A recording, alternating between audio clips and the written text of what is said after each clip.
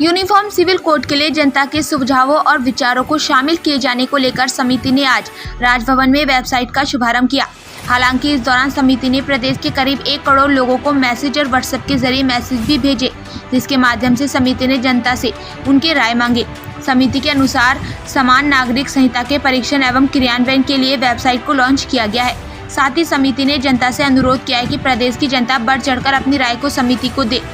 समिति के अध्यक्ष जस्टिस रंजना प्रकाश देसाई ने कहा कि ये समिति सरकार को अपनी रिपोर्ट कब तक सौंपेगी, इसीलिए कोई टाइम लिमिट अभी नहीं है, क्योंकि प्रदेश की जनता से सुझाव मांगे गए हैं, जिसमें काफी वक्त लग सकता है। जनता से जो सुझाव प्राप्त होंगे उन सूचनाओं का विश्लेषण किया जाएगा ताकि यूनिफॉर्म सिविल कोड के लिए बेहतर रिपोर्ट तैयार की जा सके।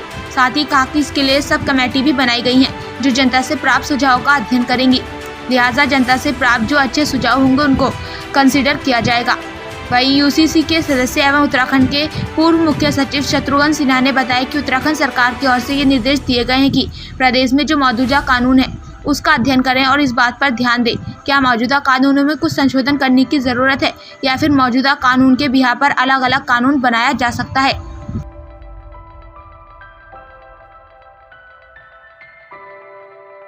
कि ये जो समान नागरिक संहिता करने का हमारा विचार है ड्राफ्टिंग का, उसमें हमको सबका सहयोग चाहिए। इसलिए ये जो पोर्टल हमने बनाया है, हम चाहते हैं कि बहुत सारे लोग अपने सुझाव हमको दें। कोई ऑब्जेक्शंस भी हो, कोई अच्छे आइडियाज़ भी हो, तो वी वांट इट, क्योंकि हमारा काम भी अच्छा होना चाहिए। कोई ग्रीवेंस हो वो भी हमें चाहिए। सब विचार करके ही ये काम करना है। ये इतनी जल्दी होने वाली चीज़ नहीं, तो कि हमने बहुत फास्ट ट्रैक किया है। अभी आपने मिश्रा जी ने आपको कहा कितनी मीटिंग हमें लिए, सब कमिटीज़ बनाई है। दिल्ली में मेन ऑफिस है, यहाँ भी अभी ऑफिस खुला है, और हम बहुत अभी इतना फास्ट ट्रैक करना चाहते हैं। हम आज ही हमारी बात हुई है, तो हम ये पोर्टल करने का कारण ये है कि ये जो विवाह, तलाक, संपत्ति के अधिकार, ये जो सब एब्सोल्युटली पर्सनल मामले जो है, इसमें अगर आप लोग कुछ कहे, जो हमारे नागरिक है वो जो कुछ कहे, तो उसका बहुत उपयोग होगा हमको, तो हमारा काम भी अच्छा हो जाएगा। इसलिए ये पोर्टल हम लॉन्च करें। मेरा इतना ही कहा कि हमको सहयोग करिए, सुझाव भेजिए। इसलिए हम आपके पास सामने, मैं पर्सनली आज आपको विनती करती हूँ कि please cooperate with us and what ever I am telling people and whatever representations you want to make, whatever complaints, whatever grievances you have, please send them to us. We'll consider each and every representation, and then of course we'll take our own decision. Thank you.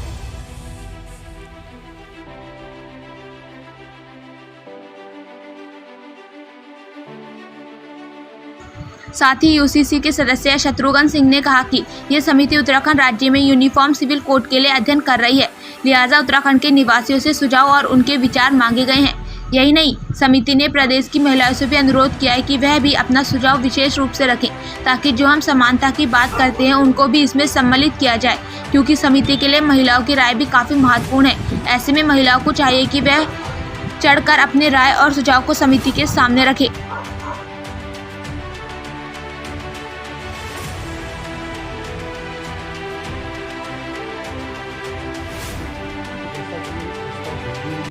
रूपांतरण है समान नागरिक संहिता के नाम से, आप हिंदी के अखबारों में आप लोग भी कवर करते हैं। तो इसमें 3 शब्द हो गए, समान, नागरिक और संहिता। सबसे पहले नागरिक, जो जिसका इंग्लिश वर्जन सिविल होता है, जो हमारे पर्सनल मैटर्स होते हैं, शादी विवाह, तलाक, ठीक है, एडॉप्शन, सक्सेशन, इनहेरिटेंस, गोद लेने की प्रथा, तब तक ये हमारे बिल्कुल निहायत व्यक्तिगत मामले होते हैं। इनसे संबंधित जो कानून है, इसके बारे में देखिए, इसका एक लंबा इतिहास है। अंग्रेज़ों के ज़माने से अलग अलग तरीके से उन्होंने अलग अलग ग्रुप्स के लिए, अलग अलग रिलीजन के लिए कानून बनाए। जब हमारा देश आज़ाद हुआ तो इस पर बहस चली थी कि सबके लिए समान नागरिक संहिता लाएं न लाएं। फिर ये हुआ कि हिंदू कोड बिल के रूप में कई हिंदुओं के लिए जो समान तरीके के कानून लाने की कोशिश की गई। इसके बाद से देश में समय समय पर बहस चलती रही है। ये आज की तारीख में यदि आप देखेंगे तो गोवा में बताते हैं पोर्तुगीज़ टाइम का कोई नया कोड नहीं है, पोर्तुगीज़ टाइम का पुराना कोड, चूँकि जब वो आज़ाद हुआ तो कानूनी व्यवस्था की गई कि पुराने कानून चलते रहेंगे, उसके साथ उसको चलने दिया गया। अब इतने वर्षों के बाद, हालांकि हमारे संविधान में लिखा हुआ है कि सरकार जो भी गवर्नमेंट होगी उसका यह प्रयास होगा कि देश में समान नागरिक संहिता लाने का कोशिश की जाए। वो कानून नहीं है, मतलब संविधान का ऐसी चीज़ें जो कोर्ट के थ्रू एनफोर्स किया जाए, आप जानते हैं उसको, वो दूसरे पार्ट में है। तो अब बात उठती है कि जो हमारे नागरिक मामले हैं, यानी शादी विवाह, डिवोर्स, अडॉप्शन, ठीक है, सक्सेशन, इनहेरिटेंस, एलिमोनी जो पैसा देते हैं, तो इन सब चीज़ों को आच्छादित करते हुए जो आज का जो कानून है, समिति उसका अध्ययन कर रही है। सबसे पहले आज जो भी कानून है, चाहे अलग धर्म के लिए कानून बना, चाहे सेक्युलर कानून बना, अन्य राज्यों के कानून बने हैं, उन सब का अध्ययन करना है।